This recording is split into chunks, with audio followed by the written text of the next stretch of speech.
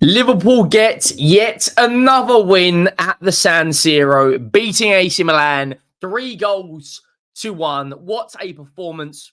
Other than the first few hiccups in the first 20 minutes of the game, other than that, Liverpool were very, very good tonight. Goals from set pieces, counter-attacking. We saw absolutely everything. And you know what? I actually want to give praise to Liverpool tonight because they didn't have a great result at home against Nottingham Forest by any stretch of the imagination. And I think there was a little bit of pressure on Arne Slot tonight to go out there and get 3 points in a tough away game in the Champions League against European royalty in AC Milan that have won 7 Champions Leagues. And Paulo Fonseca has not had the best of times so far being AC Milan manager, but what a performance from Arne Slot and Liverpool. And it's got to be said. And let me know your thoughts down below. Make sure you have dropped a like on the video. Make sure you are subscribing to the channel. We are less than 130 subscribers away from 23,000. Manchester City match reaction tomorrow night, as well as Tottenham match reaction to Coventry, and then Arsenal-Atalanta on Thursday. But let's get into the Liverpool game. And do you know what? They went 1-0 down. I don't really know what Virgil van Dijk was doing, if I'm being brutally honest.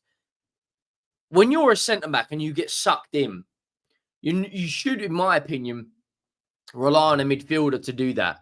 Because Virgil van Dijk gets pulled out of his position rather than relying on Gravenberch, who actually had a very good game, to come across and cover, or McAllister. And what he does is he puts himself out of position, which then gives Pulisic acres and acres and acres of space to run into, which Konate is worrying about Morata behind him. So he can't commit, because if he does commit, Morata's got acres of space. So he backs off, and then it's too late. And Pulisic gets a strike at goal, and the LeBron James of soccer makes it 1-0. And when I thought Pulisic scored that goal, I was like, we're actually going to learn from Liverpool now. We're going to learn about what they're all about. We're going to learn about Arne Slot and his coaching and his tactics and the mentality of these Liverpool players, because it's the second time in a row they've gone 1-0 behind. But obviously Nottingham Forest's approach to the game is completely different to AC Milan. AC Milan need to get the win. They're in the Champions League. Liverpool, when they went 1-0 down to Forest went back into a compact low block with no space in behind, whereas AC Milan play predominantly a little bit of a high line with the likes of Calabria, Tomori, Pavlovic, and Teo Hernandez, with that kind of double pivot in front of Fofana and Ruben Loftus-Cheek. Actually, a lot of ex-Premier League players on the pitch. You know, Tomori, Morata, Pulisic, Loftus-Cheek.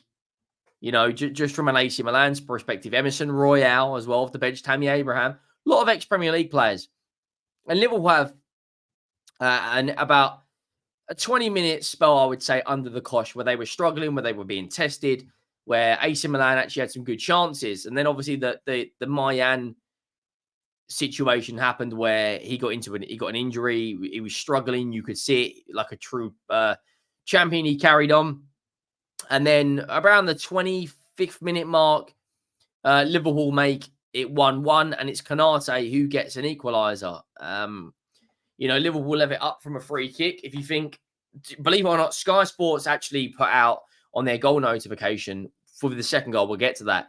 You know, Alexander-Arnold swings in a delightful cross or a free kick from the left, and Tomori and Maignan go for the ball. Konate times his jump well and powers the header in and makes it 1-1. And then I thought at that point, there's only one winner here. I thought Liverpool would go and get second, third, maybe even a fourth, and they really would take the game to AC Milan. And of course, when their space opened up and you've got pace in your attack, which they have, it was always going to be a huge problem for AC Milan. And we saw that. And the second goal, you know, a corner comes in, Virgil van Dijk completely, it's a mismatch against Ruben Loftus-Cheek, makes it 2-1. Going at the halftime break, I was very surprised they didn't take off Maignan then. Mike Maignan, the French goalkeeper. He looked like the injury was. He looked like he was in a lot of pain. There was a moment just before the end of the first half where the ball goes in, and Jota as well as Tomori as well as Maignan kind of all clash into each other. nothing really malicious there. Just all three players going for the ball. And you could see he was banging his glove on the pitch. He was in a lot of pain. And they brought on a 19-year-old to make his debut, who I believe was actually born in Milan by the name of, was it not Lorenzo Torini? Something like that was his name. And then after that, second half, I thought Gravenberch did really well. I think he had, as well as Trent on that right-hand side, I thought they both had really good games. And there's also a question mark now because Liverpool missed out on Martin Zubimendi, and I'm going to still say they need an out-and-out number 6, but Gravenberch has really taken that role into his own, and he has really stepped it up so far under Arne Slot. They've played 5 games. They've won 4. They're scoring goals. They had a bit of a blip against Nottingham Forest, but it happens from time to time. But you can see what Arne Slot wants to do. You can see his attacking style. You can see he wants to be very solid defensively, strong in set pieces, great on the counter-attack. And what they are is very clinical in the final third. And they've got good attacking options. You've got the likes of Chiesa on the bench. You've got Darwin Núñez, Cody Gakpo, Luis Diaz. There's a lot of options in that front line alongside Harvey Elliott when he's back from injury. Salah, Szoboszlai, Jota. They've got spoiled for choice when it comes to their attacking options. The third goal comes from a counter-attack. Liverpool are away. I think it was Cody Gakpo sat down the Croatian or Serbian defender Pavlovic, just drops the shoulder. Really good play from him. Good cross in. And it's a clever finish from Szoboszlai. And other than AC Milan, hitting the woodwork right at the end, I don't really think that they did too much in that second half. And Liverpool now will take that as huge confidence. There's quite a good number of results tonight in the Champions League. Bayern Munich scoring 9 goals against Dynamo Zagreb, including a hat-trick from Harry Kane. Aston Villa got off the mark, 3-0 win against Young Boys. Real Madrid, 1-3-1.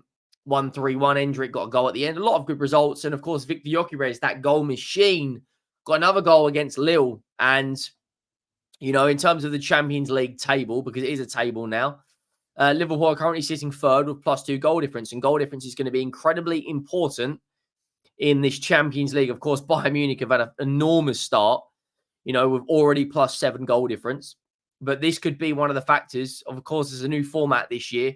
The top 8 teams will go through, and then between 9th and 16th will go through to the qualification side of things. And it's a good start for Liverpool. I was very, very impressed about their team performance. As you can see, lots of teams got off to a winning start tonight. Juventus, they won against PSV. I think they won 3-1.